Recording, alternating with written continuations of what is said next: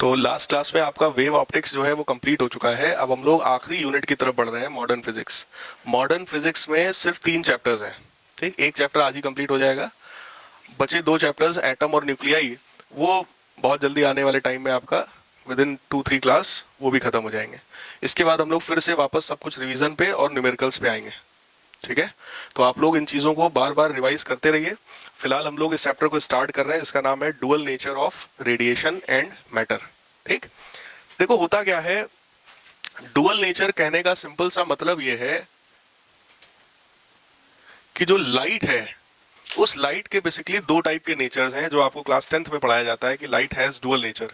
Light के पास wave की property भी है और लाइट के पास पार्टिकल की प्रॉपर्टी भी है, दोनों ही नेचर होते हैं लाइट के पास, ठीक। जैसे वेव नेचर के बारे में हम लोगों ने रिफ्लेक्शन पढ़ा, रिफ्रैक्शन पढ़ा, इंटरफेरेंस, डिफ्रैक्शन, पोलराइजेशन, ये 5 प्रॉपर्टी सीधे सीधे वेव को रिप्रेजेंट करती है कि लाइट जो है वो वेव के फॉर्म में है। अब आज हम लोग जो पढ़ने चल रहे हैं फोटो इलेक्ट्रिक इफेक्ट, वो लाइट के पार्टिकल नेचर को रिप्रेजेंट कर रहा है कि भाई लाइट में छोटे छोटे पार्टिकल्स होते हैं जिनका नाम फोटोन होता है, तो ये उसी को रिप्रेजेंट कर रहा है, ठीक है। फिलहाल इसमें सबसे पहले आपको ये सिखाया जाता है कि किसी भी मेटल में जो फ्री इलेक्ट्रॉन्स होते हैं वो क्या है। तो सबसे पहले ये समझ लो, कोई भी जो मेटल है बेटा वो एटम से बना है। एटम के अंदर न्यूक्लियस है, न्यूक्लियस के चारों तरफ इलेक्ट्रॉन्स जो है वो डेफिनेट ऑर्बिट में, उसके पक्के ऑर्बिट्स होते हैं, उन्हीं पे वो रिवॉल्व करता है। पहले ऑर्बिट में आप सबको पता है 2 इलेक्ट्रॉन्स होते हैं, दूसरे में 8, फिर 18, फिर 32 टाइप से नंबर ऑफ इलेक्ट्रॉन्स बढ़ते जाते हैं। अब आप खुद सोचो, न्यूक्लियस तो पॉजिटिव चार्ज है, जो इलेक्ट्रॉन उसके बाहर चक्कर लगा रहा है वो निगेटिव चार्ज है। तो न्यूक्लियस तो यही चाहता है कि इलेक्ट्रॉन उसकी तरफ अट्रैक्टेड रहे, खिंचा हुआ रहे, उस ऑर्बिट को छोड़कर न जाए, ठीक। न्यूक्लियस अपनी तरफ से कोशिश करता भी है उनको अपनी तरफ अट्रैक्ट करने की, लेकिन जो ऑर्बिट्स न्यूक्लियस से सबसे दूर होते हैं, जैसे मान लो तीसरे ऑर्बिट में कोई इलेक्ट्रॉन घूम रहा है, कोई इलेक्ट्रॉन दूसरे में है, कोई पहले में है, पहले ऑर्बिट का इलेक्ट्रॉन निकल के चला जाए ऐसा तो हो ही नहीं सकता, क्योंकि वो एकदम न्यूक्लियस के जस्ट सामने है, उसको तो जाने ही नहीं देगा। दूसरा जो ऑर्बिट है वो भी तीसरे के कंपैरिजन में तो पास में ही है, तो दूसरे के भी जाने के चांसेस नहीं है।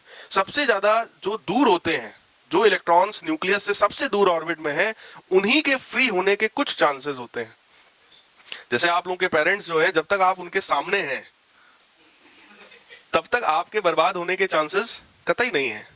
बर्बाद वो बच्चे होते हैं कि यहां से निकले, हॉस्टल में गए, अब हॉस्टल लाइफ में अपना फुल ऑन एंजॉय है क्योंकि वहां पर पेरेंट नहीं है, लेकिन पेरेंट चाहता है आपको अपनी तरफ हमेशा अट्रैक्ट करके रखने का, हमेशा वो यही चाहता है। वो फोन करेंगे, आपसे बार बार पूछेंगे क्या पढ़ा, कितना पढ़ा, लेकिन क्योंकि वो आपके सामने नहीं है, ना चाहते हुए भी वो आपको अट्रैक्ट करना चाहते थे, उसके बावजूद वो नहीं कर पाए। आपको जो करना था वो आपने किया। तो ये उन इलेक्ट्रॉन्स की बात हो रही है जो आउटर मोस्ट ऑर्बिट में है, वही इलेक्ट्रॉन्स के फ्री के चांसेस है। हर बच्चा बर्बाद हो जाए जरूरी नहीं है, किसी वजह से हर इलेक्ट्रॉन निकल जाए ये जरूरी नहीं है, लेकिन चांसेस बन जाते हैं कि जो सबसे आउटर मोस्ट ऑर्बिट में है उन्हीं को निकाला जा सकता है। अब बात आई कि कैसे निकाला जा सकता है। सिमिलरली किसी बच्चे को बर्बाद करना है तो उसके पीछे कुछ कारण होते हैं, वो कारण कुछ ना कुछ सर्टेन कुछ हो सकते हैं, वो आप सबको पता है क्या कारण है। उसी हिसाब से यहाँ पर भी अगर उस इलेक्ट्रॉन को आउटर मोस्ट ऑर्बिट से बाहर निकालना है, so there are some methods for this. सबसे पहला मेथड बेटा होता है जिसको हम बोलते हैं thermionic emission.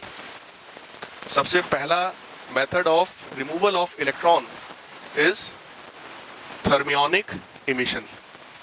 Thermionic emission, therm का मतलब क्या होता है? हीट। ऐसा इमिशन जो हीट की वजह से हो रहा है वो थर्मियोनिक इमिशन है। मतलब आपने उस मेटल सरफेस को हीट अप किया, हीट करने से क्या होगा, जो एक्स्ट्रा एनर्जी आप उसको दे रहे हैं उस एनर्जी से आउटर मोस्ट ऑर्बिट का जो इलेक्ट्रॉन है वो एक्साइट होकर हो सकता है उस ऑर्बिट को छोड़कर भाग जाए। तो उसी तरीके से आप लोगों को भी एक्सटर्नल अगर कोई बाहर से एनर्जी, कोई पॉजिटिव नेगेटिव एनर्जी कोई मिली तो आप उसी एनर्जी में विलीन हो गए। उसी तरीके से यहाँ पर भी एकदम सेम फंडा है, ठीक। तो यहाँ पर सबसे पहला इलेक्ट्रॉन को इमिट कराने का तरीका क्या है? Thermionic emission with the help of heat. दूसरा होता है जिसको हम लोग बोलते हैं फील्ड इमिशन। दूसरा क्या है? Field emission. मतलब इसमें हम लोग क्या यूज करेंगे? फील्ड। कौन सी फील्ड? इलेक्ट्रिक फील्ड या मैग्नेटिक फील्ड? उसमें भी सिर्फ इलेक्ट्रिक फील्ड। क्यों? क्योंकि अगर कोई चार्ज है, सोचो जरा, कोई चार्ज है, अगर इस पे आसपास तुमने इलेक्ट्रिक फील्ड लगा दी, यहाँ पे चार्ज कौन सा है? इलेक्ट्रॉन, जिसको निकालना है। निगेटिव चार्ज पर अगर इलेक्ट्रिक फील्ड लगाओगे तो बोलो उसके ऊपर फोर्स किस डायरेक्शन में लगेगा? फील्ड के अपोजिट डायरेक्शन में, ठीक। पॉजिटिव चार्ज होता तो फील्ड की डायरेक्शन में जाता, F बराबर QE, और अगर इलेक्ट्रॉन है तो जस्ट अपोजिट डायरेक्शन में जाएगा। तो कई बार ये भी एक तरीका होता है कि अगर इलेक्ट्रॉन निकालना है तो वहां पे इलेक्ट्रिक फील्ड लगाओ। इलेक्ट्रिक फील्ड की वजह से फोर्स लगेगा और उस फोर्स की वजह से हो सकता है वो इलेक्ट्रॉन ऑर्बिट को छोड़कर बाहर निकल जाए।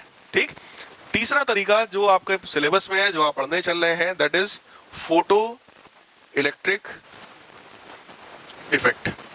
फोटो इलेक्ट्रिक इफेक्ट में क्या होता है कि हम लोग उस मेटल सरफेस पे लाइट रे को इंसिडेंट कराते हैं, सनलाइट इंसिडेंट कराते हैं। सनलाइट जो होती है वो छोटे छोटे पार्टिकल्स, उसमें फोटॉन्स होते हैं। हर एक फोटॉन को एनर्जी पैकेट्स के नाम से जाना जाता है, क्योंकि हर एक फोटॉन के पास एच न्यू एनर्जी होती है। शायद आप लोगों ने पढ़ा होगा केमिस्ट्री में, एच न्यू।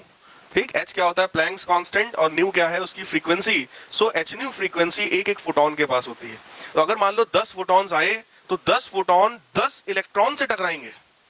एक फोटॉन हमेशा एक इलेक्ट्रॉन से टकराता है, तो 10 फोटॉन 10 इलेक्ट्रॉन्स पर अटैक करेंगे, उनको अपनी सारी एनर्जी देंगे। मतलब फोटॉन्स अपनी सारी एनर्जी किसको दे देंगे? इलेक्ट्रॉन्स को।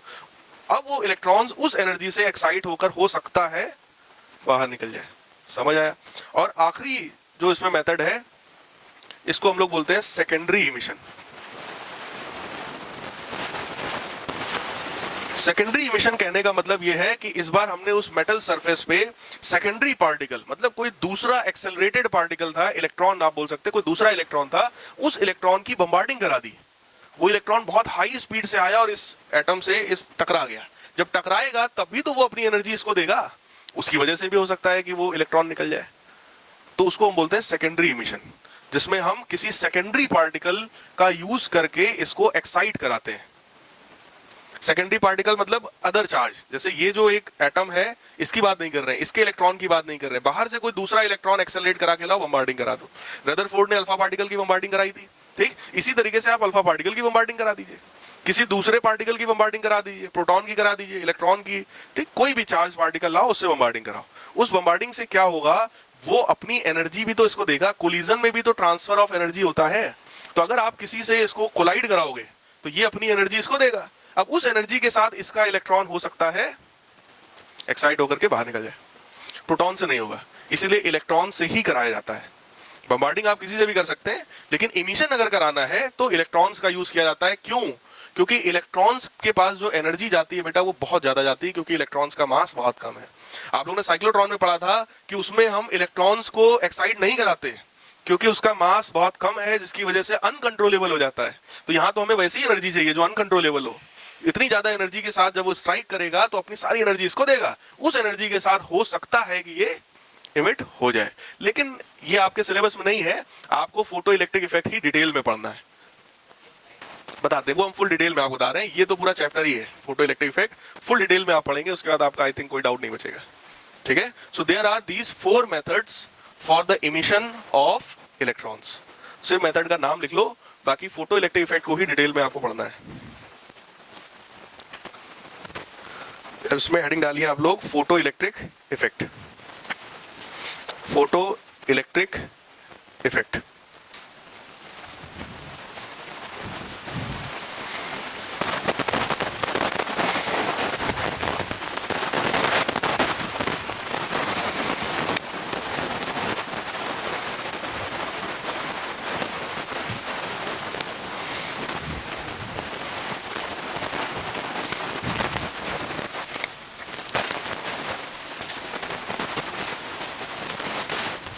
लिख लिया ये? चलिए अब देखिए इधर, फोटो इलेक्ट्रिक इफेक्ट के लिए सबसे पहले तो जो मटेरियल हमें चाहिए वो फोटो सेंसिटिव मटेरियल चाहिए। फोटो का मतलब होता है लाइट। ठीक। फोटो इलेक्ट्रिक या फोटो सेंसिटिव, जहां भी फोटो वर्ड यूज हो मतलब रिलेटेड टू लाइट। तो फोटो सेंसिटिव मटेरियल का मतलब ऐसा मटेरियल जो लाइट के लिए सेंसिटिव हो, जिसकी वजह से उससे इलेक्ट्रॉन्स निकल सकते हो। समझ में आया? तो अगर कोई फोटो सेंसिटिव मटेरियल है, जैसे कि ये कोई एक किसी मटेरियल का, ये मान लो कोई प्लेट है, इस प्लेट पर हम लोग सनलाइट इंसिडेंट कराएंगे। जो सनलाइट इसके ऊपर इंसिडेंट हुई, एक एक फोटोन में एच न्यू एनर्जी है, हर एक फोटोन में। वो फोटोन आएगा, अपनी एनर्जी इसके एक इलेक्ट्रॉन को देगा। एक एक फोटोन एक एक इलेक्ट्रॉन से ही टकराएगा। ठीक। अब उस एनर्जी के साथ हो सकता है कि इसका इलेक्ट्रॉन इससे बाहर निकल जाए। यही प्रोसेस कहलाता है फोटो इलेक्ट्रिक इमिशन या फोटो इलेक्ट्रिक इफेक्ट। ठीक। इससे निकले हुए जो इलेक्ट्रॉन्स हैं, they are called photo electrons. इस प्रोसेस की वजह से निकले हुए इलेक्ट्रॉन्स जो हैं they are called photo electrons. अब जरा ध्यान से देखो पूरे प्रोसेस को। यहां से आप इलेक्ट्रॉन्स को निकालना चाहते हैं तो उसके लिए हमने क्या किया, एक सपोर्टिंग यहां पर एक प्लेट लगाया और इस प्लेट को ले जाकर के किसी भी सेल के पॉजिटिव पार्ट से समझ लो ले जाकर जोड़ दिया। ठीक, पॉजिटिव पार्ट से जब जोड़ोगे तो इस पर चार्ज कौन सा आएगा, ये पॉजिटिव क्या करेगा, इन इलेक्ट्रॉन्स को अपनी तरफ अट्रैक्ट करेगा, तो ये उस प्रोसेस को बढ़ाएगा, है ना, उस प्रोसेस को हेल्प करेगा। और अगर तुमने इसी प्लेट पे नेगेटिव चार्ज डेवलप कराया तो उसी प्रोसेस को अपोज करेगा। समझ में आ रहा है? ठीक, तो यहां पर यही इसका बेसिक एक्सपेरिमेंटल वर्क है। अब जरा ध्यान से देखिएगा, जब भी कोई फोटोन किसी इलेक्ट्रॉन पर इंसिडेंट होता है तो उसकी एनर्जी दो पार्ट में यूज होती है। क्या बोला? जब भी कोई फोटोन किसी इलेक्ट्रॉन पर इंसिडेंट होता है तो जो एनर्जी आई है वो दो पार्ट में यूज होती है। सबसे पहला जाता है वर्क फंक्शन में। सबसे पहला कहां जाता है? वर्क फंक्शन में। अब बताइए सर ये क्या है work function? Work function is the minimum energy required for the emission of a electron. किसी इलेक्ट्रॉन के बाहर निकलने की मिनिमम एनर्जी वर्क फंक्शन कहलाती है। ठीक है, और इसके अलावा जो बची हुई एनर्जी होगी वो सब जाएगी उस इलेक्ट्रॉन की काइनेटिक एनर्जी में। जैसे सोचो ये कोई एटम है, ठीक, इस एटम के अंदर यहाँ कहीं न्यूक्लियस होगा, ये इलेक्ट्रॉन है, वो किसी ऑर्बिट में रिवॉल्व कर रहा था, ये हमारा टारगेट है, ठीक, कि हमें इस इलेक्ट्रॉन को हम बाहर निकालना चाहते हैं। तो इसके लिए हमने क्या किया, इसके ऊपर सनलाइट को इंसिडेंट कराया, फोटोन आया, फोटोन ने अपनी सारी एनर्जी इस इलेक्ट्रॉन को दी। ठीक, अब हो सकता है ये इलेक्ट्रॉन निकल जाए, हो सकता है इलेक्ट्रॉन ना निकल पाए। अगर नहीं निकल पाया तो क्या केस है, और निकल गया तो क्या केस है, इसी को आप ध्यान से बस समझ लीजिए। यही है इस चैप्टर का पूरा निचोड़। करेक्ट है। फ्रीक्वेंसी का लेना देना किससे होता है? एनर्जी से। किसकी एनर्जी से? फोटोन की एनर्जी से। अब जरा ध्यान से देखो, अगर इसका जो वर्क फंक्शन है, अगर इसका वर्क फंक्शन है 60 जूल और आपने जो फोटोन भेजा है उसकी टोटल एनर्जी है 50 जूल, तो कोई चांस ही नहीं है। ठीक, अब आपने अगर 60 जूल की एनर्जी वाला फोटोन भेज दिया तो जस्ट ये सीन होगा कि इस गेट से बस ऐसे बाउंड्री पे आके खड़ा हो जाएगा, यहां से निकल के आएगा और इस गेट की बाउंड्री पे खड़ा है, ठीक, जस्ट सरफेस पे आएगा, लेकिन वो दौड़कर भाग नहीं पाएगा। लेकिन अगर आपने 100 जूल का फोटोन भेजा तो 60 जूल तो चला गया वर्क फंक्शन में, बचा 40 जूल उसकी कौन सी एनर्जी है? काइनेटिक एनर्जी, जिससे वो भागेगा। देखो इलेक्ट्रॉन को सिर्फ यहां से बाहर निकलने का कोई फायदा नहीं। देखो किसी इलेक्ट्रॉन को बाहर निकालना मेरा एम नहीं है, मेरा एम है उस इलेक्ट्रॉन से करंट ऑब्टेन करना। इलेक्ट्रॉन बाहर निकल जाए या ना निकले हमें क्या लेने देना, हमको तो मतलब है इलेक्ट्रिकल एनर्जी से। इस प्रोसेस का यूज हम करा ही क्यों रहे हैं? ताकि हमको करंट ऑब्टेन हो जाए, हमें करंट मिल जाए। ठीक, तो हम क्या चाहते हैं, इलेक्ट्रॉन जब यहां से निकलकर इस प्लेट तक पहुंचेगा तब करंट यहां से जाएगा, तो हम करंट जनरेट करना चाहते हैं। इसके लिए इलेक्ट्रॉन का सिर्फ निकलना जरूरी नहीं है, निकलकर उस प्लेट तक पहुंचे इलेक्ट्रॉन, तो उसके लिए कुछ एनर्जी होनी चाहिए। बात समझ में आ रही है? तो कहने का मतलब जो भी आप टोटल एनर्जी फोटॉन्स के थ्रू दिलाएंगे वो दो पार्ट में यूज होगी, पहला वर्क फंक्शन, दूसरा काइनेटिक एनर्जी। वर्क फंक्शन क्या है? Minimum energy required for the emission of photo electron is called work energy. ठीक, इसका मतलब अगर मिनिमम 60 जूल की एनर्जी का फोटोन भेजना है तो खुद सोचो इस hν की मिनिमम वैल्यू कितनी होनी चाहिए? 60। इसी को हम लोग अगर न्यू नॉट बोल दें तो ये कहलाता है थ्रेशहोल्ड फ्रीक्वेंसी। थ्रेशहोल्ड एनर्जी क्या है? ये फ्रीक्वेंसी है, न्यू जो है वो फ्रीक्वेंसी है, तो इसका नाम हो गया थ्रेशहोल्ड फ्रीक्वेंसी। और ये जो 60 जूल है इसको हम थ्रेशहोल्ड एनर्जी कह सकते हैं। तो थ्रेशहोल्ड फ्रीक्वेंसी क्या हो गई भाई? Minimum frequency required for the emission of a electron with the help of photon, ठीक, इज कॉल्ड थ्रेशहोल्ड फ्रीक्वेंसी। तो इसमें लिखिए जरा, when light of suitable frequency illuminates a metal surface, when light of suitable frequency illuminates a metal surface, comma, electrons are emitted from metal surface, electrons are emitted from metal surface. This is called photoelectric effect. This is called photoelectric effect. Photoelectric effect. The photo-generated electrons are called photoelectrons. Photo generated electrons are called photo electrons. Photo generated मतलब light की वजह से जो generate हुए हैं, photons की वजह से जो जनरेट हुए हैं, उनको हम बोलते हैं फोटो इलेक्ट्रॉन्स। ठीक, नेक्स्ट हेडिंग डालिए वर्क फंक्शन।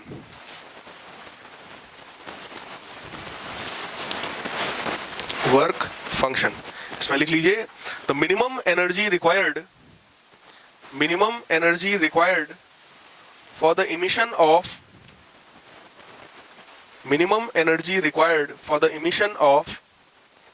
a photoelectron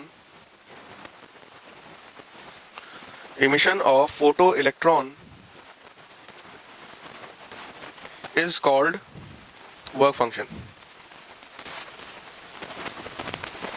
ठीक है, ये कॉन्सेप्ट समझ में आ गया ना? यही इसका यार मेन है। बाकी अभी देखिएगा आप लोग, बार बार सिर्फ यही बातें रिपीट होंगी और इस चैप्टर में कुछ है नहीं। फिलहाल इसमें 3 ग्राफ्स हैं जो आपसे अक्सर घुमा फिरा के वही पूछे जाते हैं। ठीक, वही सबसे इंपॉर्टेंट है इस चैप्टर में। तो हेडिंग डालिए एक्सपेरिमेंटल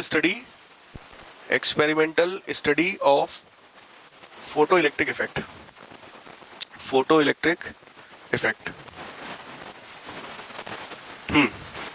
यही फिगर बना लीजिए। देखो ये मैंने बहुत सिंप्लीफाइड फिगर बनाया है। ठीक, हालांकि फिगर ऐसा एग्जैक्टली तो नहीं होगा, यहाँ पे कुछ ना कुछ रेजिस्टेंस होगा, स्विच होगा, है ना, लेकिन ये एकदम सिंपल सा है। ठीक है, तुमसे ये फिगर नहीं पूछेंगे, तुमसे इसके इफेक्ट्स पूछेंगे।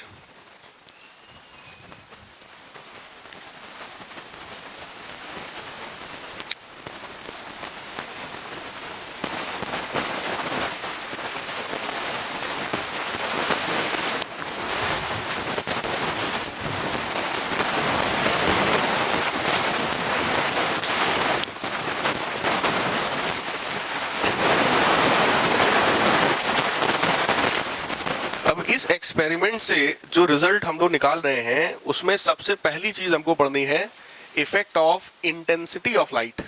हेडिंग डालिए पहली, इससे जो आपको निकालना है effect of intensity of light. अब बेटा ये बताओ इंटेंसिटी ऑफ लाइट क्या होती है? पर टाइम। ठीक, तो एनर्जी ऑफ लाइट क्या है? देखो इंटेंसिटी और एनर्जी में कुछ बेसिक डिफरेंसेस हैं। इंटेंसिटी जो होती है उसका मतलब नंबर ऑफ फोटॉन से होता है। अगर आपने इंटेंसिटी बढ़ाई तो नंबर ऑफ फोटॉन्स बढ़ेंगे, समझ रहे हो? लेकिन हर फोटॉन की जो एनर्जी थी एच न्यू वही रहेगी, क्योंकि तुमने फ्रीक्वेंसी नहीं बढ़ाई है, इंटेंसिटी बढ़ाई है। इंटेंसिटी बढ़ाने का मतलब सिर्फ क्या होगा, नंबर ऑफ फोटॉन्स बढ़ेंगे। दूसरी चीज क्या है, फ्रीक्वेंसी। अगर हम फ्रीक्वेंसी बढ़ा दें तो हर एक फोटॉन की एनर्जी बढ़ेगी लेकिन नंबर ऑफ फोटॉन्स वही रहेंगे। बात समझ में आ रहा है? इंटेंसिटी बढ़ाने का मतलब नंबर ऑफ फोटॉन्स बढ़ जाएंगे। पहले 10 फोटॉन आ रहे थे तो अब उसी लाइट में 100 फोटॉन्स आएंगे। समझ आया? ठीक। और फ्रीक्वेंसी बढ़ाने का मतलब 10 फोटॉन्स आ रहे थे तो 10 ही आएंगे, लेकिन पहले अगर उनकी एनर्जी 100 जूल थी तो अब 1000 जूल होगी। समझ आ रहा है? तो इसका मतलब 2 चीजें आ गई, पहली इंटेंसिटी, दूसरी फ्रीक्वेंसी।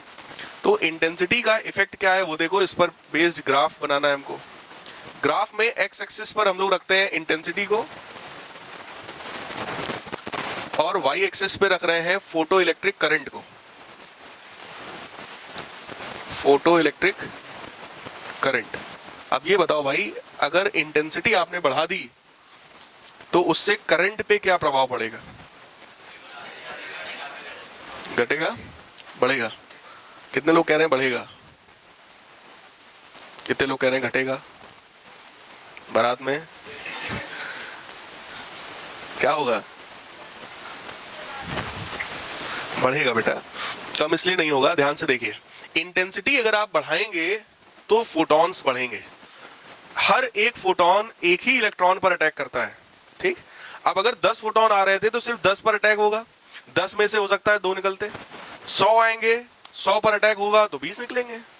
बोलो यार। तो कहने का मतलब अगर आपने इंटेंसिटी बढ़ा दी तो सीधे सीधे करंट की वैल्यू बढ़ेगी, क्योंकि ज्यादा इलेक्ट्रॉन्स निकलेंगे। तो ये डायरेक्टली प्रोपोर्शनल है। ग्राफ बना लीजिए, सिंपल सा ग्राफ है, directly proportional.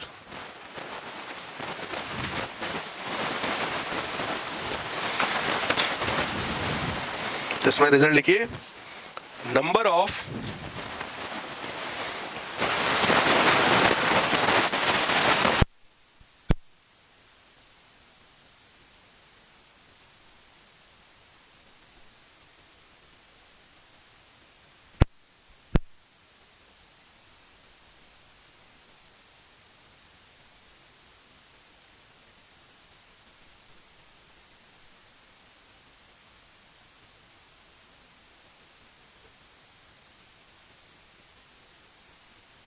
Of incident radiation.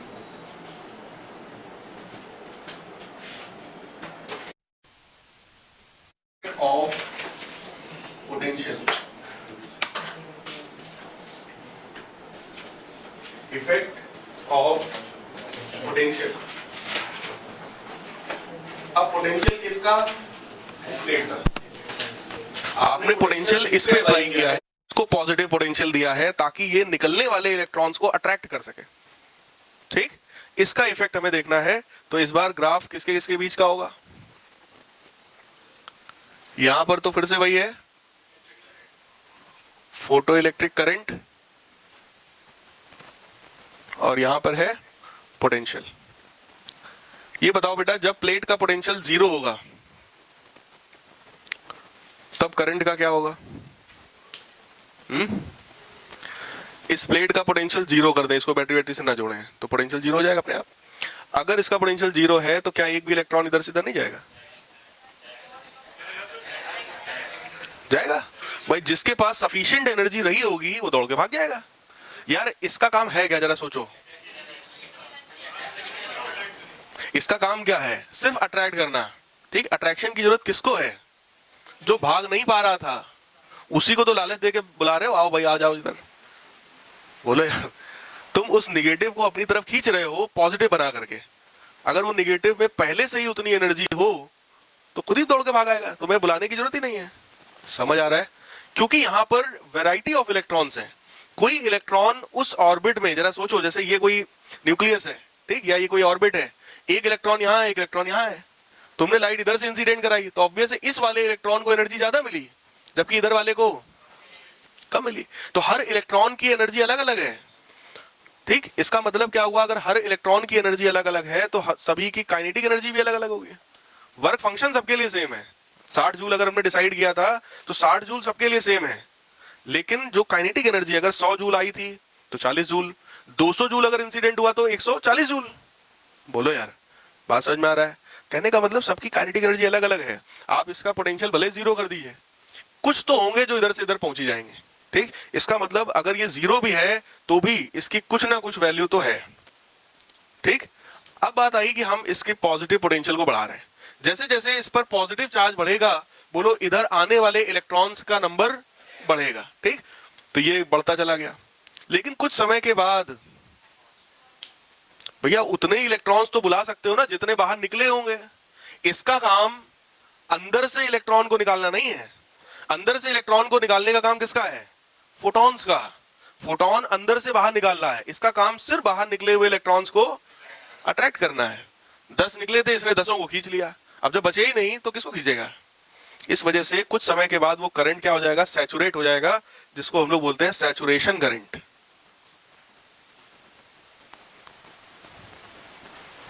सही है? क्लियर है? पहले इंटेंसिटी पोटेंशियल जब आपने पॉजिटिव बढ़ाया तो करंट बढ़ा, उसके बाद जाकर के वो सैचुरेट हो गया। ठीक, अब इससे ज्यादा चाहे जितना आप पोटेंशियल बढ़ाते चले जाइए, अब इससे ज्यादा करंट नहीं बढ़ सकता। ठीक, अब वापस आओ, निगेटिव में आओ। हाँ, कौन सा? इधर ना? हाँ ठीक है। हाँ हाँ भाई, आप पोटेंशियल बढ़ाते जा रहे हैं ना। पोटेंशियल बढ़ाने का मतलब इस पे पॉजिटिव बढ़ता जा रहा है। पॉजिटिव बढ़ेगा तो वो धीरे धीरे उसको अट्रैक्ट करेगा। एक समय तो ऐसा आएगा ना कि इतना पॉजिटिव अब ये हो चुका है कि हर एक इलेक्ट्रॉन को खींच ले रहा है। उसके बाद zero energy, zero kinetic energy भी बच रही थी तो भी खींच लिया। बात समझ में आया? तो इलेक्ट्रॉन ही नहीं बचे इस सरफेस पे। अब जब सरफेस पे इलेक्ट्रॉन बचे ही नहीं तो अब किसको खींचेगा? तो अब वो जाकर के सैचुरेट हो गया। ठीक, अब हमने क्या किया? इस प्लेट को निगेटिव पोटेंशियल दिया। अगर इस प्लेट को निगेटिव पोटेंशियल देंगे तो वो आने वाले इलेक्ट्रॉन्स का अपोज करेगा, तो धीरे धीरे इस करंट की वैल्यू क्या होगी? घटेगी। और घटने के बाद एक समय के बाद, एक पोटेंशियल के बाद वैल्यू 0। ये पोटेंशियल कहलाता है आपका कट ऑफ पोटेंशियल। क्या कहलाता है? कट ऑफ, या इसी का एक नाम और भी है, stopping potential. Cut off potential और स्टॉपिंग पोटेंशियल। ये वो निगेटिव पोटेंशियल है जिस पर अगर इसको निगेटिव इस पोटेंशियल पे कर दिया जाए, चाहे जितनी एनर्जी का इलेक्ट्रॉन यहां से निकले, इधर नहीं पहुंच सकता। क्योंकि इसको हमने एक्सट्रीमली नेगेटिव कर दिया है, अब ये उसको रिपेल कर रहा है, ठीक है ना। तो ये होता है आपका कट ऑफ या स्टॉपिंग पोटेंशियल। ये ग्राफ समझ में आया? पक्का?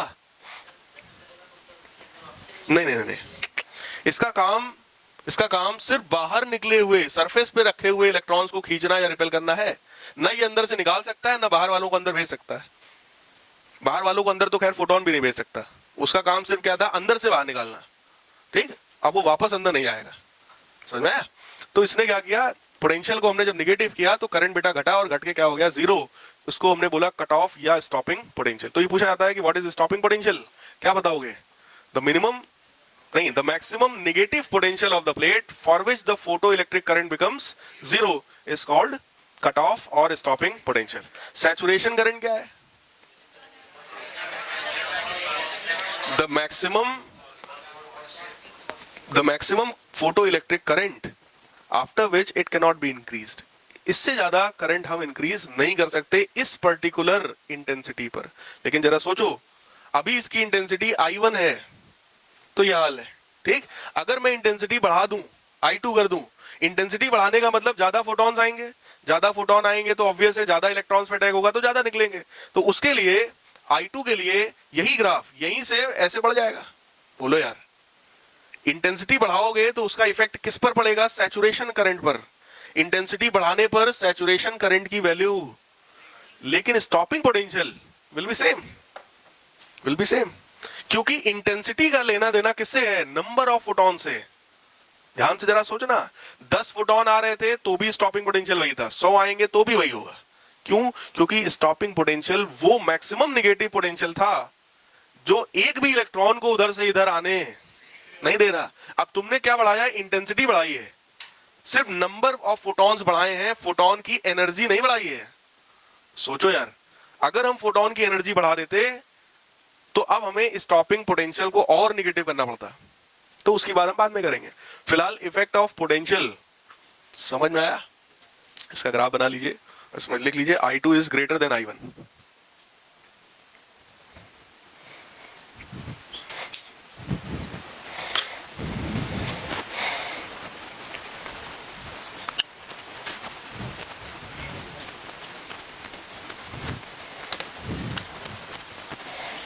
इसमें बेटा कोई डाउट हो तो पूछ लो भी। हाँ, नहीं भाई, ध्यान से सुनो, जब I1 इंटेंसिटी थी, ध्यान से सुनिएगा, जब I1 इंटेंसिटी थी तो 10 फोटॉन्स आए थे। 10 फोटॉन ने अंदर के 10 इलेक्ट्रॉन्स पे अटैक किया। मैं 100% मान के चल रहा हूं, 10 निकल गए। वैसे तो ये प्रोसेस 1% से भी कम होता है, 100 पे अटैक होगा तो 1-2 निकलेंगे, समझ रहे हो? लेकिन मैं पूरा मान ले रहा हूं आपको समझाने के लिए। 10 फोटॉन्स का अटैक हुआ, 10 निकल गए इलेक्ट्रॉन। अब उन 10 इलेक्ट्रॉन्स को हमें खींचना है, ठीक। अगली बार तुमने इंटेंसिटी बढ़ाई, 100 फोटॉन्स आए, तो इस बार 100 बाहर निकलेंगे। जब 100 इलेक्ट्रॉन्स बाहर निकलेंगे तो 100 को खींचा जाएगा, तो करंट की वैल्यू बढ़े।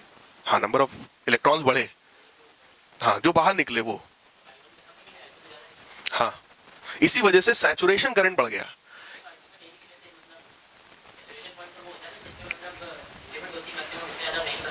इस इंटेंसिटी पर और इंटेंसिटी बढ़ाओगे I3 तो अंदर से और इलेक्ट्रॉन्स निकलेंगे।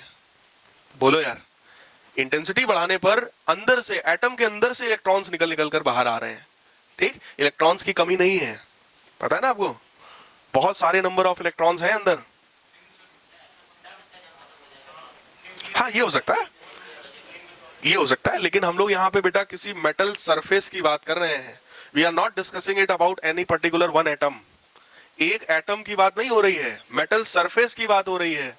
किसी मेटल सरफेस में बहुत सारे एटम्स होंगे। सिर्फ एक मोल की बात करें तो एक मोल में 6.023 × 10⁻23 एटम्स होते हैं। अरबों खरबों की संख्या में एक मोल में होते हैं।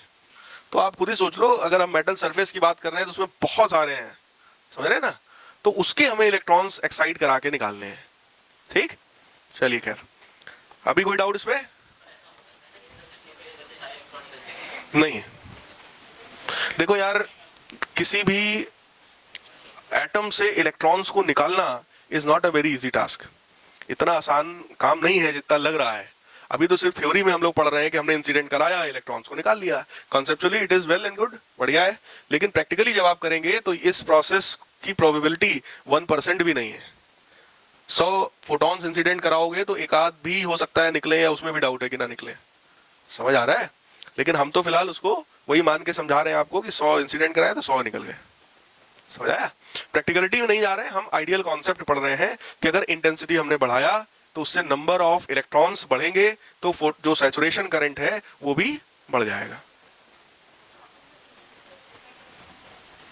स्टॉपिंग पोटेंशियल पे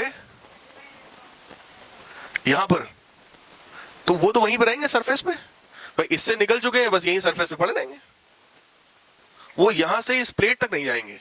और जो तो बेटा इसीलिए तो यहां निगेटिव लगाया। भाई जरा सोचो, मैं इसका एक एग्जांपल आपको दे रहा हूं। मान लो आप सब वो फोटो इलेक्ट्रॉन्स हैं, आप सब वो इलेक्ट्रॉन्स हैं जो इस पर्टिकुलर ऑर्बिट से बाहर निकल के जाना चाहते हैं। ठीक, समझ आ रही है? ठीक, आप सब यहां से बाहर निकल के जाना चाहते हैं, सबके लिए बाहर से एक एनर्जी दी गई, सबको एक एक फोटोन दिया गया। इस एनर्जी के साथ अब बहुत से बच्चे तो ऐसे होंगे, सर देख रहे हैं यार कैसे उड़ जाए, तो बहुतों के अंदर तो इतनी हिम्मत ही नहीं हो पाएगी कि सर सामने देख रहे हैं फिर भी उठ के निकल जाए।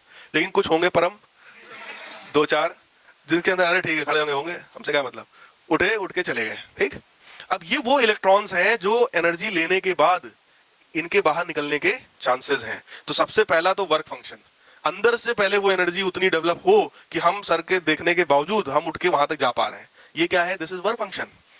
अब उसके उस वर्क फंक्शन के बाद भी, क्योंकि वहां पर भी स्टाफ बैठा है बाहर, यहां से आप उठ के गए तो वो पूछेगा क्यों बाहर निकले, अंदर जाओ भागो, सर पढ़ा रहे हैं तो बाहर क्या कर रहे हो। तो वो स्टाफ बैठा है, वो क्या है, वो उतनी एनर्जी अब और चाहिए, काइनेटिक एनर्जी, उनसे बच के भाग लो। जब आप उनसे बच के भाग लेंगे तो यू आर फ्री नाउ। बात समझ में आया ना गुलशन? तो ये जब आप यहां से बाहर निकलेंगे तो आपको इनसे निपटना है, तो ये वो आपकी काइनेटिक एनर्जी रिक्वायर्ड है इनसे भागने में। बात समझ में आई? ठीक, अब यहां पर काम क्या हो रहा है कि मैं स्टॉपिंग पोटेंशियल की बात कर रहा हूं। स्टॉपिंग पोटेंशियल मतलब अब हम उधर पे मैंने अपना बाउंसर खड़ा कर दिया, वो बाउंसर वहां से आपको रिपेल कर रहा है, भाग अंदर वापस।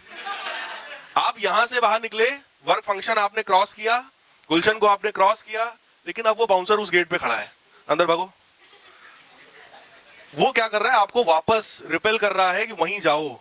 ठीक, अब उसके बाद भी हो सकता है कुछ बच्चे उसको भी क्रॉस कर जाएं, तो वहां पर एक हमने अब क्या किया, अब हम उस बाउंसर की पावर को बढ़ा रहे हैं, तो हमने उसकी जगह पर एक शेर खड़ा कर दिया। अगर इस गेट पर एक शेर खड़ा हो गया, बात समझ रहे हो, अगर एक शेर खड़ा हो गया, आप सबके सब अगर बाहर निकल भी जाएंगे तो सिर्फ उसी गेट पे खड़े रहेंगे, एक भी बाहर निकल।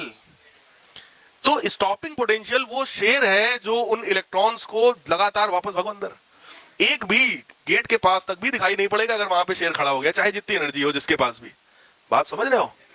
तो ये कॉन्सेप्ट यहां आपको बताया जा रहा है। इंटेंसिटी बढ़ाने से बाहर निकलने वाले बच्चों की संख्या बढ़ रही है, लेकिन उनकी एनर्जी कब बढ़ेगी? जब आप उसकी फ्रीक्वेंसी बढ़ाओगे। अब पता चला यहां पे अंदर किसी बच्चे के अंदर इतनी एनर्जी भर गई, कोई आत्मा आ गई कि वो शेर से खेल गई, तो बात अलग है कि शेर आया, हट, उसको फेंका, अपना चले गए। रजनीकांत की आत्मा आ गई किसी के अंदर, समझ रहे ना? तब तो आप पार कर सकते हैं, जो कि हमारा थर्ड केस है। देखो हंसी मजाक अपनी जगह है, लेकिन ये कॉन्सेप्ट आपको समझ में आया कि नहीं आया? यही है। तीसरी हेडिंग डालिए, effect of frequency of incident radiation, effect of frequency of incident radiation on stopping potential, effect of frequency of incident radiation on stopping potential। अब इस बार हम लोग को किस चीज का इफेक्ट देखना है? फ्रीक्वेंसी का इफेक्ट देखना है। फिर से हमने ग्राफ बनाया पोटेंशियल और फोटो इलेक्ट्रिक करंट के बीच का। तो ये ग्राफ कुछ ऐसा था, ठीक। इस फ्रीक्वेंसी को, इस पोटेंशियल को हम लोगों ने कहा था कट ऑफ या स्टॉपिंग पोटेंशियल। अब आपने क्या किया, इंटेंसिटी नहीं बढ़ाई, इस बार हम इफेक्ट किसका चेक करना चाहते हैं? फ्रीक्वेंसी का। तो फ्रीक्वेंसी, इसकी फ्रीक्वेंसी कुछ न्यूवन थी, आपने फ्रीक्वेंसी थोड़ी और बढ़ाई। फ्रीक्वेंसी बढ़ाने से फोटॉन्स तो उतने ही हैं, मतलब अगर 4 बच्चे बाहर निकले थे तो 4 ही अभी भी निकले हैं, लेकिन उन चारों की हमने एनर्जी बढ़ा दी, तो अब वो शेर से भी हो सकता है निपट ले। तो उसकी वजह से अब वो शेर हमको क्या चाहिए, फिर पावरफुल करना पड़ेगा। अगर उसके बाद भी उन चारों को वहीं रोकना है तो ऑब्वियस है कि आपको वो जो कट ऑफ पोटेंशियल है इसको और ज्यादा बढ़ाना पड़ेगा। तो ये ग्राफ पीछे की तरफ ऐसे शिफ्ट होगा, इसकी frequency ν2, so this is greater than ν1। हाँ, उस प्लेट पर जो नेगेटिव पोटेंशियल है, यहां पर -V1, यहां पर -V2, तो हमने क्या किया, स्टॉपिंग पोटेंशियल को और ज्यादा इंक्रीज किया अगर उसकी फ्रीक्वेंसी बढ़ गई तो। समझ आया? बना लीजिए graph. Saturation current is still same, ये जो है सैचुरेशन करंट ये अभी भी वही है, इस पे नहीं फर्क पड़ा। I1 I2 की बात नहीं कर रहे हैं हमने फ्रीक्वेंसी का कंपैरिजन कर रहे हैं इस ग्राफ में। हम सिर्फ इंटेंसिटी जो है वो एक ही इंटेंसिटी पे बात चल रही है, हाँ उसमें अलग अलग है। वहां ये हमने देखा इंटेंसिटी बढ़ाने से सैचुरेशन करंट बढ़ रहा था लेकिन स्टॉपिंग पोटेंशियल सेम था।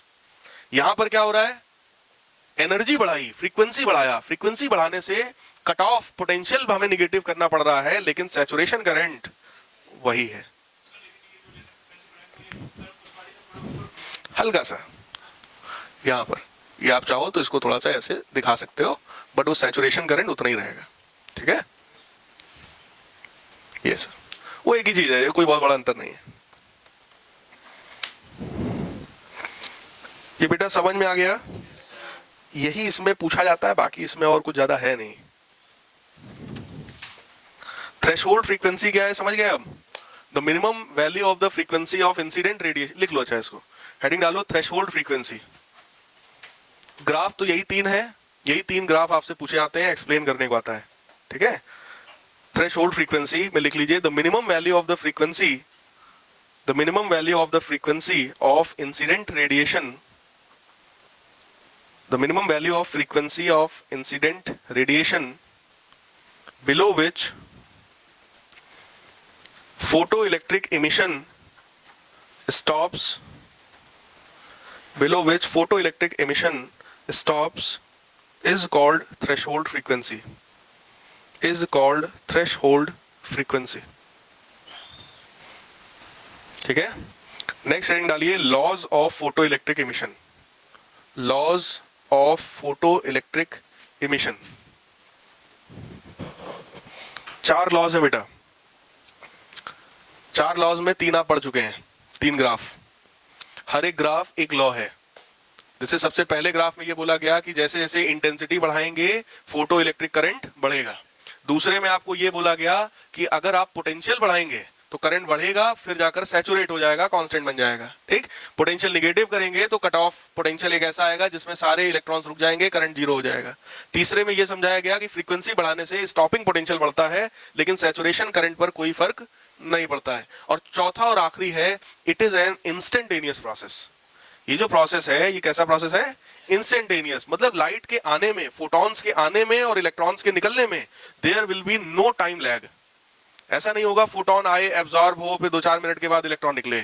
There will be no time difference between incidence of photon and emission of electron. So this is an instantaneous process, तुरंत होने वाला प्रोसेस है। समझ आया? These are the 4 laws. लिख लोगे तो पॉइंट वाइज 1 2 3 4 ऐसे डाल लो, दिमाग में रहना चाहिए। 4 लॉज हैं जिसमें 3 ग्राफ आप कर ही चुके हैं। ठीक, इसमें लिख लेना पहले दूसरे तीसरे में तीनों ग्राफ, और चौथा लिख लो it is an instantaneous process, it is an instantaneous process. ये लॉज आपसे पूछे जा सकते हैं, क्योंकि ये समझ लो लॉज अगर उन्होंने पूछ दिया तो पूरा चैप्टर पूछ दिया। भाई इस चैप्टर में मेन यही कॉन्सेप्ट है, यही 3 ग्राफ अगर आपको अच्छे से आते हैं चैप्टर आपको आता है। न्यूमेरिकल पॉइंट ऑफ व्यू से ये चैप्टर ज्यादा इंपॉर्टेंट नहीं है, क्योंकि इसमें सिर्फ एक ही फॉर्मूला है, वो भी मैं आपको बता रहा हूँ क्या है, सिर्फ एक फॉर्मूला है, वो भी मैं आपको बता चुका हूँ वैसे, कि ये इंसिडेंट फोटोन की जो एनर्जी है वो कितनी होगी, hν। वो एनर्जी बेटा 2 चीजों में जाएगी, वर्क फंक्शन और काइनेटिक एनर्जी। तो hν is equal to hν naught plus half mv², जिसमें ये न्यू नॉट क्या है, थ्रेशोल्ड फ्रीक्वेंसी, और ये न्यू क्या है, फ्रीक्वेंसी ऑफ फोटोन। ये एक फॉर्मूला है आपके पास। बात समझ में आया? लिख लो फॉर्मूला।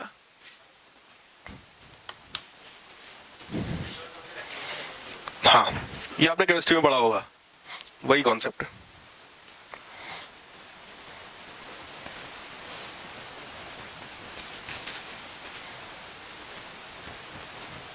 समझ आया भाई?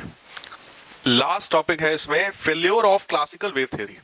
ये जो प्रोसेस है फोटो इलेक्ट्रिक इफेक्ट, इसने पुरानी जो वेव थ्योरी चल रही थी वो वेव फ्रंट वाली, उसको फेल कर दिया। क्यों फेल कर दिया? क्योंकि उस थ्योरी में यह माना जाता था कि सारी इंपॉर्टेंस किसकी है? इंटेंसिटी की। बट प्रैक्टिकल ये बता रहा है कि सारी इंपॉर्टेंस इसकी है फ्रीक्वेंसी की। एक पर्टिकुलर फ्रीक्वेंसी के बाद इंटेंसिटी बढ़ाओगे तब तो कुछ मतलब है, लेकिन अगर आप इंटेंसिटी बढ़ाते चले जाइए और सारी फ्रीक्वेंसी थ्रेशोल्ड के नीचे हो तो कुछ भी होने वाला नहीं है। तुम चाहे 1 फोटोन लाओ चाहे 100 फोटोन लाओ, अगर वो 40-40 जूल के हैं सब, तो सब बेकार है, क्योंकि यहां पर 60 जूल हमने माना था। समझ आ रहा है? तो कहने का मतलब क्या था कि जो क्लासिकल वेव थ्योरी थी उसने सारा इंपॉर्टेंस किसको दिया? इंटेंसिटी को। उनके हिसाब से अगर आप इंटेंसिटी बढ़ाते जा रहे हैं तो ज्यादा से ज्यादा इलेक्ट्रॉन्स निकलते चले जाएंगे, तो करंट भी बढ़ता चला जाएगा। उन्होंने सिर्फ पहले ग्राफ को देखा, लेकिन पहला ग्राफ एक पर्टिकुलर कंडीशन पे बनाया गया था। डेफिनेशन जो मैंने आपको लिखाई फोटो इलेक्ट्रिक इफेक्ट की, सबसे पहली डेफिनेशन पढ़िए जरा। When a light of suitable frequency, पढ़िए, सबसे पहली लाइन में ही लिखाया गया है, देखा है ना? Suitable frequency. सुटेबल का मतलब ही था कि वो फ्रीक्वेंसी थ्रेशोल्ड से ज्यादा होनी चाहिए, अदरवाइज चाहे जितनी इंटेंसिटी बढ़ाते चले जाओ कोई फर्क पड़ने वाला नहीं है। बात समझ में आया? तो क्लासिकल जो वेव थ्योरी थी वो इंटेंसिटी को इंपॉर्टेंस देती थी। उसके हिसाब से आप अगर लिखने को आए तो आप ये बोल सकते हैं, according to classical wave theory, if we increase the intensity of the light, more and more number of electrons should be emitted from a photo sensitive material, contributing to more photo electric current. बात समझ में आया? But practically it was not observed, क्योंकि practically तो अगर आप frequency बढ़ाएंगे तो ही काम बनेगा। ठीक।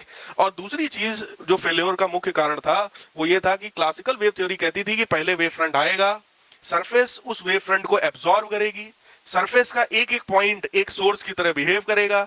पढ़ चुके हो भाई हाइगन्स वेव थ्योरी? तो वेव फ्रंट आएगी, यहां पर एब्सॉर्ब होगा, ठीक, उसके बाद इस मतलब जो एनर्जी है वो इलेक्ट्रॉन्स में जाएगी, फिर इलेक्ट्रॉन्स एक्साइट होकर निकलेंगे। तो उन्होंने टाइम लैग माना था कि there will be some time lag between incidence of photon and emission of electrons, लेकिन सच में ऐसा नहीं होता है। तो ये दो मेन कारण थे उसके फेल होने के। इसको बना के लिख लेंगे, थ्योरेटिकल है अगर पूछा जाए तो। इसके बाद आखिरी है Einstein's theory of photo electric effect. तो ये जो कुछ भी मैंने पढ़ाया है ये सब आइंस्टीन के हिसाब से ही है, क्योंकि ये मॉडर्न फोटो इलेक्ट्रिक थ्योरी है। पुरानी थ्योरी में सिर्फ इंटेंसिटी के बारे में कहा गया था जो कि गलत थी। अब जो गलत थी उसको पढ़ाने का कोई मतलब ही नहीं था, इसलिए हम लोग जो पढ़ाते हैं वो आइंस्टीन थ्योरी ही पढ़ाते हैं। आइंस्टीन साहब ने ही इस बात को पूरा का पूरा क्लियर किया, जिसके लिए उनको नोबेल भी मिला था, कि जो इंपॉर्टेंस है वो फ्रीक्वेंसी की है, ना कि इंटेंसिटी की। ठीक, एक पर्टिकुलर फ्रीक्वेंसी के बाद इंटेंसिटी बढ़ाओ, करंट बढ़ेगा, लेकिन वो पर्टिकुलर फ्रीक्वेंसी होनी चाहिए। आखिरी चीज में और दे रहे हैं कि पार्टिकल नेचर ऑफ लाइट। तो लाइट का जो पार्टिकल नेचर है वो फोटॉन्स की वजह से है। फोटोन की एनर्जी होती है एच न्यू, न्यू को हम मतलब फ्रीक्वेंसी को हम सी बाई लेमडा भी लिख सकते हैं। तो एक फॉर्मूला आपके पास और है, एच सी बाई लेमडा, ये उसकी एनर्जी हो गई। ठीक, अगर h बाई लेमडा को देखें तो ये इसका मोमेंटम होता है ना? तो कोई भी अगर फोटोन है तो एच न्यू बाई सी उसका मोमेंटम होता है, h nu by c, h by lambda, ये पता पढ़ा होगा आपने केमिस्ट्री में, ठीक है ना? जो मोमेंटम है वो एच बाई लेमडा है और जो उसकी एनर्जी है वो एच सी बाई लेमडा है। ठीक, अब इसकी कुछ प्रॉपर्टीज है फोटॉन्स की, लिखना नहीं है, सिर्फ सुन लीजिए, इसमें ज्यादातर आपको पता होगा। In the interaction of the radiation with the matter, radiation behaves as if it is made of particles called photons. ठीक, जो रेडिएशंस हैं उनमें भी पार्टिकल्स होते हैं जो फोटॉन्स कहलाते हैं। लाइट की बात हो रही है। दूसरा है each photon has energy h nu and momentum h by lambda and speed light of, मतलब लाइट की स्पीड होती है, ठीक, इन वैक्यूम। थर्ड है all photons of the light of particular frequency have the same energy, मतलब जिन फोटॉन्स की फ्रीक्वेंसी और वेवलेंथ सेम है उनकी एनर्जी भी सेम होगी, h c by lambda. Photons are electrically neutral, they are not deflected by electric और मैग्नेटिक फील्ड, क्योंकि ये न्यूट्रल होते हैं, दे आर नॉट चार्ज्ड। ठीक, तो इलेक्ट्रिक और मैग्नेटिक फील्ड में डिफ्लेक्ट होने का कोई मतलब नहीं बनता है इसमें। इसके बाद ये जो फोटोन और इलेक्ट्रॉन्स का या एटम का जो कोलिजन हो रहा है, that collision is perfectly elastic. ये कोलिजन कैसा माना जा रहा है? Perfectly elastic. इसमें एनर्जी का कोई लॉस नहीं होगा। फोटोन जितनी एनर्जी ला रहा है, हमने क्या बोला, सारी की सारी एनर्जी इलेक्ट्रॉन के पास जाने वाली है। इसका मतलब एनर्जी का कंजर्वेशन है, there is no loss of energy. और लास्ट पॉइंट ये है, if the intensity of the light of given wavelength is increased, there is increase in the number of photons, not energy. Intensity बढ़ाने से सिर्फ number of photons बढ़ते हैं, energy के साथ उसका कोई लेना देना नहीं है। Energy is simply H new which is independent of intensity. H new जो है वो सिर्फ किस पे डिपेंड करती है, फ्रीक्वेंसी पर, इंटेंसिटी से उसका कोई लेना देना नहीं है। तो ये चैप्टर में इतना ही है। इसके आखिरी में अगर देखोगे तो फोटो सेल वगैरह दिया है। फोटो सेल का जो सारा फंडामेंटल है वो देखो यही है जो आपको अभी आज पढ़ाया गया है। फोटो सेल में एक आपको ऐसा प्लेट दिख रहा होगा, ये दिख रहा है, एक प्लेट है, उसी प्लेट पे सनलाइट इंसिडेंट कराई जा रही है। सामने देखो एक एनोड रखा है, एनोड मतलब पॉजिटिव प्लेट। भाई इलेक्ट्रॉन्स इमिट करा रहे हो तो अट्रैक्ट करने के लिए प्लेट कैसा होगा, पॉजिटिव। ये सब आप पढ़ चुके हैं, ठीक। वो पॉजिटिव प्लेट इसीलिए लगाया ताकि वो इलेक्ट्रॉन्स को अपनी तरफ अट्रैक्ट कर सके। जब इलेक्ट्रॉन बेटा यहां से निकल के इधर एनोड प्लेट में जाएंगे तभी वहां पर करंट फ्लो होगा। करंट में कंट्रीब्यूट वही इलेक्ट्रॉन्स करते हैं जो सरफेस से निकलकर इस प्लेट तक चले जाएं, ठीक। तो ये इसका बेसिक फंडामेंटल है। जितनी आपने थ्योरी पढ़ रखी है वो सब थ्योरी लिख देना अगर कभी पूछा जाए, वैसे पूछेंगे नहीं कभी आपसे, ठीक है। सो this is all in this. तो लास्ट क्लास में हम लोग पढ़ रहे थे फोटो इलेक्ट्रिक इफेक्ट के बारे में। फोटो इलेक्ट्रिक इफेक्ट से बेटा ये पता चला था कि जो कोई भी लाइट वेव होती है या कोई भी लाइट जो होती है, उस लाइट के पास दो टाइप के नेचर होते हैं। आपने सबसे पहले वेव ऑप्टिक्स पढ़ा था, उससे लाइट का जो वेव नेचर था वो आपको क्लियर हो गया था, ठीक। 3 प्रोसेस आपने पढ़े थे पूरा, इंटरफेरेंस, डिफ्रैक्शन और पोलराइजेशन। उसके बाद आपने कल फोटो इलेक्ट्रिक इफेक्ट पढ़ा। इससे ये पता चला कि भाई लाइट के पास डुअल नेचर होता है, उसके पास वेव का भी नेचर होता है, साथ ही साथ पार्टिकल का भी नेचर होता है। अब आज हम लोग एक नए कॉन्सेप्ट की तरफ चल रहे हैं, that is dual nature of the matter, और we can say de Broglie wavelength या डी ब्रोगली वेव्स क्या होती है। तो इसके पहले देखो ये कॉन्सेप्ट कहाँ से लोगों के दिमाग में आया, ये समझने की जरूरत है। फिजिक्स जो होता है कहीं ना कहीं मैथमेटिक्स का एक पार्ट है, या कहो तो नेचर का एक पार्ट है, ठीक।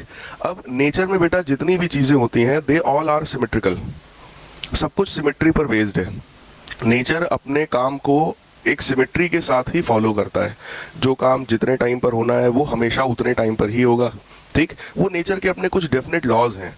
ऐसे आपने रिफ्लेक्शन का लॉ देखा कि भाई एंगल आई जो है वो एंगल आर के बराबर होगा। तो ये क्या है, ये सिमेट्री तो है। अगर आप नॉर्मल के अलॉन्ग दोनों तरफ देखें तो एक ये आई है, एक ये गई है, ये दोनों देखो एकदम मिरर इमेज दिखाई पड़ेंगे आपको, नॉर्मल के अलॉन्ग एकदम एक जैसी। तो ये कहलाता है सिमेट्री। तो नेचर कोई भी चीज को हमेशा सिमेट्रिकल शो करता है। अब नेचर ने ये शो किया कि जो लाइट है, या बोला जाए कि जो कोई भी जो इलेक्ट्रोमैग्नेटिक वेव है, भाई लाइट कैसी वेव है, तो उसने ये शो किया कि जो इलेक्ट्रोमैग्नेटिक वेव है उसके पास दो टाइप के नेचर हो गए, वेव नेचर भी हो गया और पार्टिकल नेचर भी हो गया। तो कुछ साइंटिस्ट थे, डी ब्रोगली, इनके दिमाग में ये बात आई कि यार अगर वेव पार्टिकल की तरह बिहेव कर सकता है तो क्या पार्टिकल वेव की तरह बिहेव नहीं कर सकता। इनके दिमाग में क्या आया कि अगर हम वेव को पार्टिकल के साथ कंपेयर कर सकते हैं तो क्या पार्टिकल को वेव के साथ कंपेयर नहीं कर सकते। कॉन्सेप्ट समझ में आ रहा है कि इनका दिमाग कहाँ गया। भाई अगर ये ऐसा हो सकता है तो क्या ये ऐसा नहीं हो सकता, ये चीज इसके दिमाग में आई, ठीक। तो उन्होंने ये सोचा कि ला यार कुछ ऐसा करो कि जो पार्टिकल है उसको भी वेव की तरह कंपेयर करने की कोशिश करो। तो उसने क्या किया, उसने ये देखा कि जो चार्ज्ड पार्टिकल्स हैं, इलेक्ट्रॉन, प्रोटॉन या न्यूट्रल, न्यूट्रॉन भी देख लें, मतलब सिंपल जो पार्टिकल्स हैं, उसने कहा कि अगर इन पार्टिकल्स को हम बहुत हाई स्पीड में मूव कराएं, अगर इनको हम लोग बहुत हाई स्पीड में मूव कराएं, तब उसने ऑब्जर्व किया कि हाँ यार इसमें भी वेव की प्रॉपर्टी ऑब्जर्व हो रही है, ठीक। It means if particles like electron, proton और neutron are highly accelerated, if they are highly accelerated then they also exhibit the property of waves. As these are matter particles, so these waves are called matter waves. क्या बोलते हैं इनको, matter waves। कुछ समझ में आ रहा है, ठीक। तो उसने ये कहा कि अगर ये मैटर है, अब ध्यान से सोचो, अगर ये मैटर है तो आइंस्टीन साहब ने ये प्रूव किया कि जो E होता है किसी भी मैटर के लिए that is equal to mc²।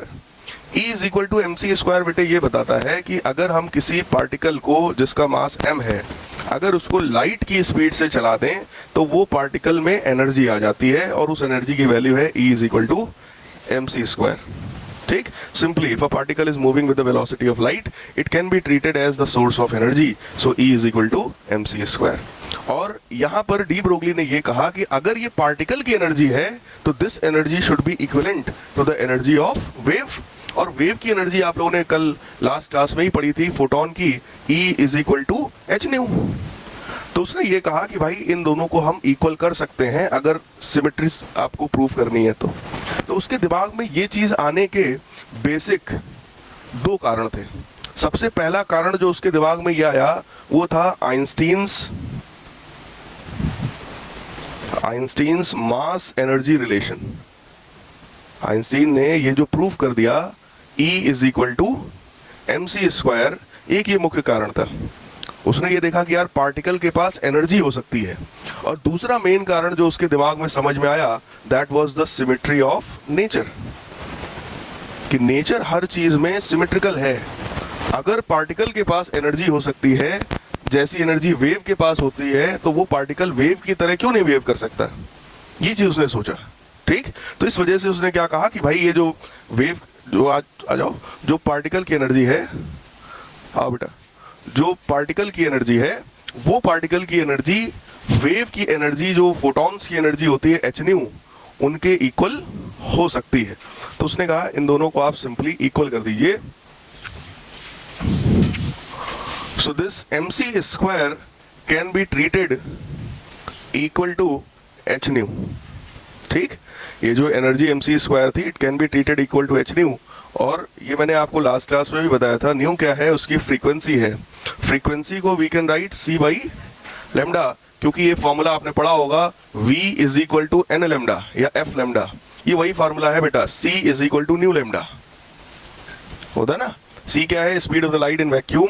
ठीक, ये फ्रीक्वेंसी थी तो ये भी फ्रीक्वेंसी है फोटॉन्स की, और ये वेवलेंथ है उन इंसिडेंट रेडिएशंस का। तो उसे सीधे सीधे यूज कर लिया, c is equal to nu lambda, so in place of nu we can write c by lambda. तो वो वैल्यू उठा करके रख दिया, c से c कैंसिल हो गया, तो अपने पास एक फॉर्मूला आ गया कि m into speed of light is equal to h by lambda, and this is like mass into velocity, और मास इंटू वेलोसिटी को वी कैन राइट मोमेंटम। तो उसने कहा कि भाई जो मोमेंटम है किसी भी पार्टिकल का वो कितना होगा, h बाई लेमडा।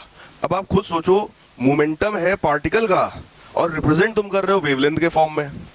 इसी चीज से उसने कंपेयर किया कि कोई जो पार्टिकल है जो कि बहुत हाई स्पीड में मूव कर रहा है in comparison to the speed of light, that can also be compared with the wave. इसी कॉन्सेप्ट को, इसी छोटे से कॉन्सेप्ट को हम लोग बोलते हैं de Broglie concept of waves, या इन वेव्स को बोलते हैं D Broglie waves.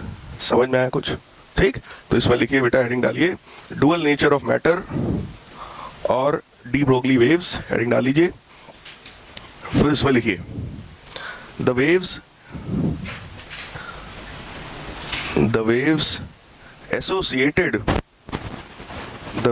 associated with material particles in motion, the waves associated with material particles in motion are called matter or de Broglie waves। De Broglie में बेटा ये जो D लिखते हैं ये स्मॉल होता है, इसके पीछे का भी रीजन है। ये जो साइंटिस्ट थे, बेसिकली जो फिजिकिस्ट थे, ये फ्रेंच के थे। ठीक, वहां पर इनका जो मतलब उनकी लैंग्वेज में लिखने का जो तरीका होता है उसमें इनके नाम में ये डी स्मॉल ही लिखा जाता था। इस वजह से ये डी हमेशा स्मॉल ही चलता है जब भी डी ब्रोगली वेव लिखते हैं। इनका पूरा नाम था Louis Victor de Broglie, Louis Victor de Broglie. तो लुइस और विक्टर में तो वो कैपिटल था, पहला वर्ड, पहला लेटर, लेकिन डी ब्रोगली में डी स्मॉल ही था। तो इसी वजह से जब भी डी ब्रोगली आप कॉपी पे लिखेंगे तो उसमें डी स्मॉल ही रखिएगा, बी कैपिटल रखिएगा। बात समझ में आ रही है? तो ये डी ब्रोगली इनका नाम था। तो क्या लिखा आपने, the waves associated with the material particles in motion are called matter और de Broglie waves, and their wavelength is called de Broglie wavelength. बाकी ये डिराइव कर लीजिए, छोटा सा डेरिवेशन है।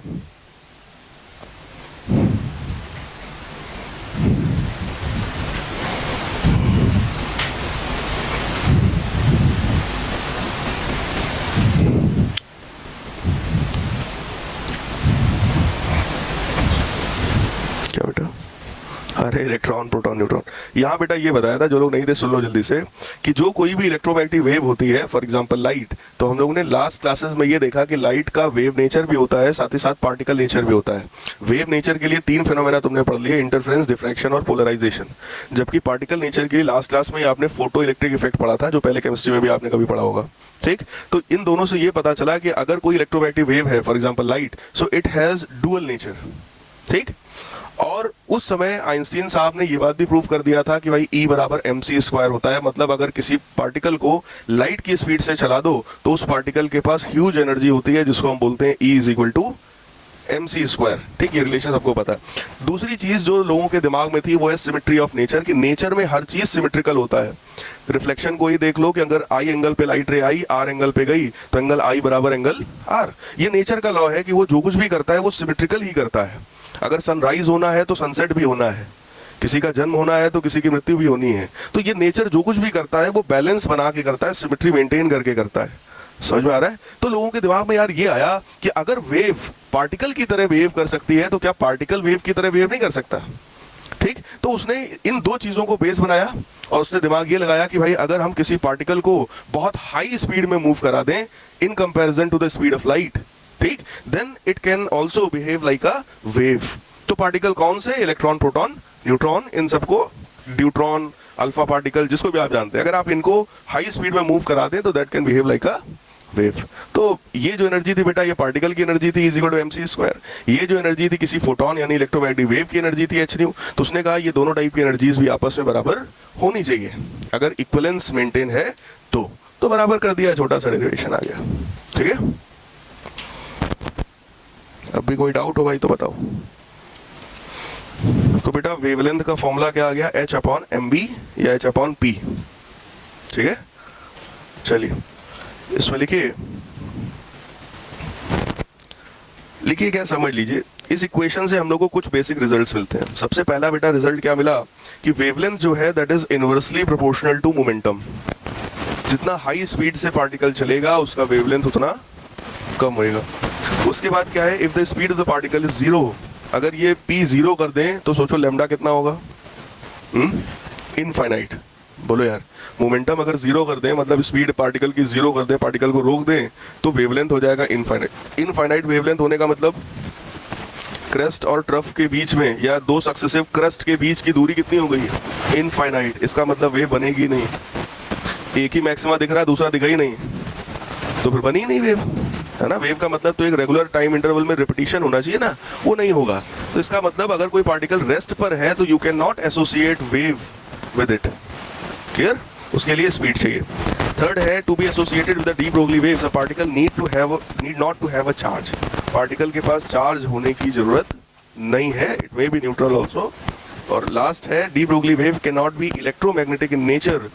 Electromagnetic waves, de Broglie waves जो है वो इलेक्ट्रोमैग्नेटिक नहीं है। इलेक्ट्रोमैग्नेटिक वेव जो था वो पार्टिकल की तरह बिहेव कर रहा था, लेकिन पार्टिकल वेव जो है जिसको आप डी ब्रोगली वेव कह रहे हैं, it is not an electromagnetic wave because electromagnetic waves are created due to accelerated charges. याद करो, मैंने आपको जब मैग्नेटिज्म और एसी वगैरह स्टार्ट किया था तब ये बताया था, अगर कोई चार्ज बेटा रेस्ट पर है तो it will create only electric field. अगर वो मोशन में है तो इलेक्ट्रिक फील्ड के साथ साथ, अगर वो एक्सेलरेटेड मोशन में है तो इलेक्ट्रिक फील्ड, मैग्नेटिक फील्ड, साथ ही साथ रेडिएशन। बताया था एकदम इसी तरीके से। ठीक, इसका मतलब रेडिएशन या electromagnetic wave is the property of accelerated charge. यहाँ तो चार्ज ही होना जरूरी नहीं है, एक्सेलरेटेड तो बात की बात है। इसका मतलब क्या हुआ कि जो डी ब्रोगली वेव्स हैं they are not electromagnetic waves. Next heading डालिए जो कि लास्ट है इस चैप्टर का, de Broglie wavelength of an electron. de Broglie wavelength of an electron.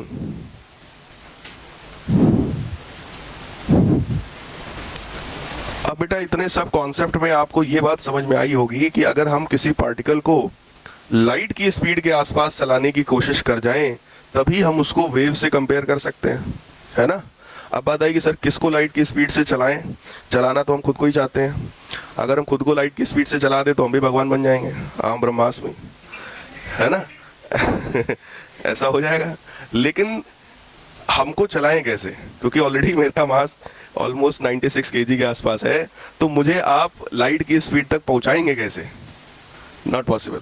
ठीक, इस वजह से चूज ये किया सबसे छोटे से छोटा पार्टिकल जो हम जानते हैं जिसको हम मूव करा सकते हैं, वो सबसे स्मॉलेस्ट पार्टिकल मास के हिसाब से इलेक्ट्रॉन निकला, क्योंकि प्रोटॉन का मास भी ज्यादा है, न्यूट्रॉन का मास भी उससे ज्यादा है, तो उन्होंने कोशिश क्या किया, इलेक्ट्रॉन्स को, ये आपको सबको पता है। ठीक, तो इलेक्ट्रॉन्स को एक्सेलरेट किया गया, इसलिए हम लोग ये कॉन्सेप्ट पढ़ रहे हैं, D Broglie wavelength of an electron.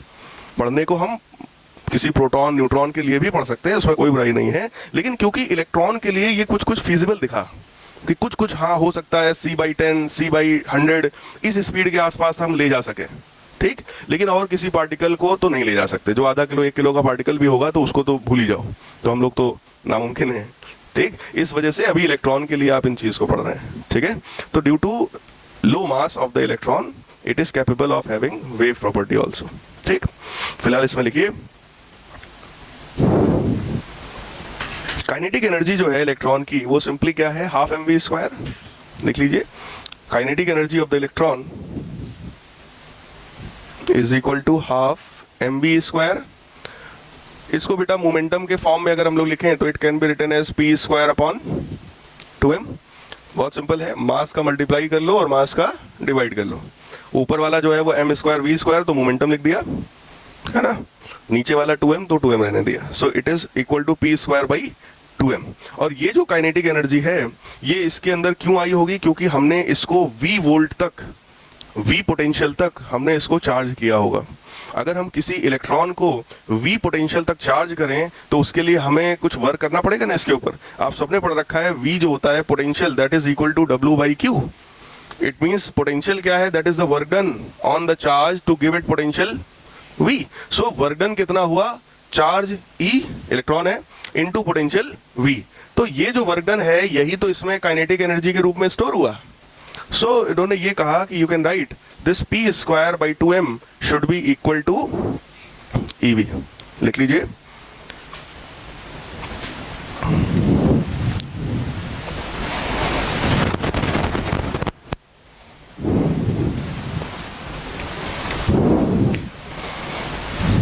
तो यहां से मोमेंटम की जो वैल्यू आ गई that is √2m electron volt.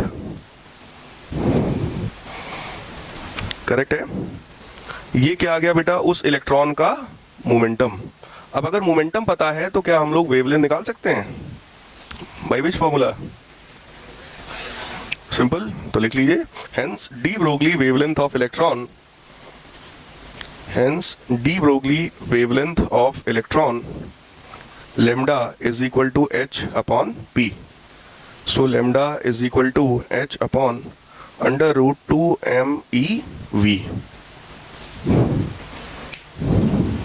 ठीक है, इसमें बेटा h जो है वो प्लैंक्स कांस्टेंट है, m is the mass of electron, e is the charge of electron and v is the potential at which you have charged it।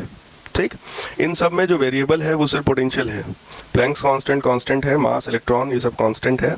सिर्फ इसमें चेंज क्या हो सकता है, उस इलेक्ट्रॉन का वोल्टेज, 100 वोल्ट पे किया, 50 वोल्ट पे किया, 25 वोल्ट पे किया, वोल्टेज वेरी करेगा, उसके बेसिस पर इसका वेवलेंथ भी वेरी करेगा। ठीक, तो लिख लीजिए lambda is equal to h upon √2m eV। h की वैल्यू लिखिए 6.6 into 10⁻34 joule second. 6.6 into 10⁻34 joule second, ये प्लैंक्स कांस्टेंट की वैल्यू होती है। Mass of electron I think पता होगा, 9.1 इंटू 10⁻31 kg, वो भी लिखिए। इलेक्ट्रॉन का चार्ज भी सबको पता है, 1.6 इंटू 10⁻19 कूलम। ये सारी वैल्यूज बेटे अगर इसमें डाल दी जाएं, so this lambda will become, direct आप वैल्यू लिखो, है ना, सॉल्व करने की जरूरत नहीं है, वैल्यू आप रख ही लोगे, वैल्यू सब पता है आपको। तो लैम्डा आपका आ जाएगा 12.3, लिख लो, lambda is equal to 12.3 divided by √V angstrom. 12.3 upon √V angstrom. Angstrom मतलब 10⁻⁻10। ठीक, इसका मतलब अब ये एक सिंप्लीफाइड फॉर्मूला बन गया है, तो यही मेन लेकिन ये सिंप्लीफाइड फॉर्म आ गया कि अगर वोल्टेज आपको गिवन है तो you can simply put the value of voltage in this formula and get corresponding wavelength. समझ में आया? ठीक, तो सिर्फ ये फॉर्मूला आपके काम का है जो आपसे पूछा जाता है, तो इसको आप लिख लीजिए। तो फिलहाल इस चैप्टर में आपका इतना ही है। इसके बाद एक छोटा सा कॉन्सेप्ट है इलेक्ट्रॉन माइक्रोस्कोप का, लेकिन पूछा नहीं जाता है कभी आपसे। ठीक, इलेक्ट्रॉन माइक्रोस्कोप में क्या, माइक्रोस्कोप तो आप समझते ही हैं, छोटी चीज को बड़ा करके देखने के लिए है। वहां पे इसी टाइप का सेम कॉन्सेप्ट यूज होता है, क्योंकि आप वहां पर इलेक्ट्रॉन्स को इन्वॉल्व आपने किया हुआ है। ठीक, और माइक्रोवेव जो माइक्रोस्कोप है उसमें बेसिक प्रिंसिपल होता है ऑप्टिक्स का, यानी लाइट का। तो आप इस इलेक्ट्रॉन को वहां पर वेव नेचर में यूज कर रहे हैं, इसलिए ये इसके एग्जाम्पल में या एप्लीकेशन में दिया जाता है। ठीक है, बाकी फॉर्मूला उसमें भी यही है, lambda is equal to 12.3 upon under root V angstrom. तो इसमें और इससे ज्यादा आपको नहीं देखना है। ठीक।